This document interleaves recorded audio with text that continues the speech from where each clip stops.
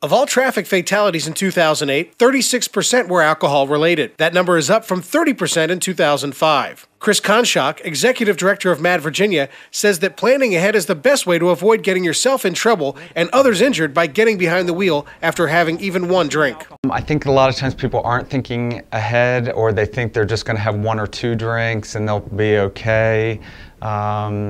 They think that a friend will take them home, and instead of just planning that if they're drinking that they've got to have a ride home, and they've got to have a ride home that's reliable, that it's a person that hasn't been drinking, they don't do any of that. And so I think it's all in the planning. Conshock adds that the person who drinks the least is a bad plan because you're all still drunk. Injuries aside, in Virginia the penalties are harsh, running into the thousands of dollars and loss of license for your first DUI offense. They build on each other. Certainly on your first offense, you're being arrested for driving over a .08. Occasionally someone can be arrested for drunk driving when they're under .08, the legal limit.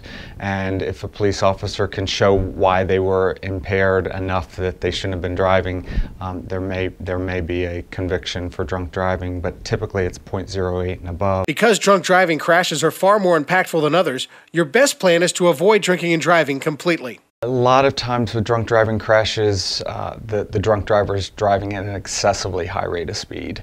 And they are also either on the wrong side of the road, doing something that's not typical at all. If you are driving, there are ways you can tell you are sharing the road with a drunk driver. I think that if you see a vehicle swerving, you may want to think about whether they're impaired. If you see a vehicle at nighttime driving without their headlights on, drunk drivers oftentimes forget to turn their headlights on.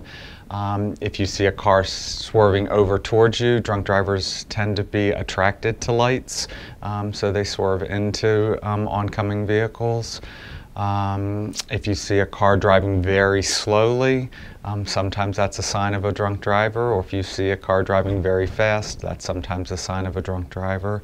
And sometimes there aren't really any clear indicators when there's a drunk driver, but any kind of erratic driving pattern is often something that's associated with drunk driving. Conshock reminds everyone to be safe and keep your distance if you notice a potential drunk driver. We always encourage people, if they see somebody that they suspect is driving drunk, or if they know that they're driving drunk, because oftentimes people see someone leave a bar or an establishment or a house impaired, that you call the police right away and notify them that there is a potential drunk driver out there. Tell them exactly where the car is, what road they're on, what direction they're headed, as detailed of information as you can about the car and where it's headed to.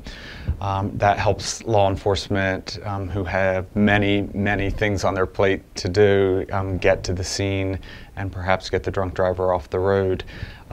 We don't always encourage people to follow the car or to stay with the car, because there are dangers involved with that, because drunk drivers are very erratic in their driving patterns. Laws and tips are good reminders and penalties, but none can take the place of changing behavior. By simply acting responsibly, you can alleviate your risk of a catastrophic injury.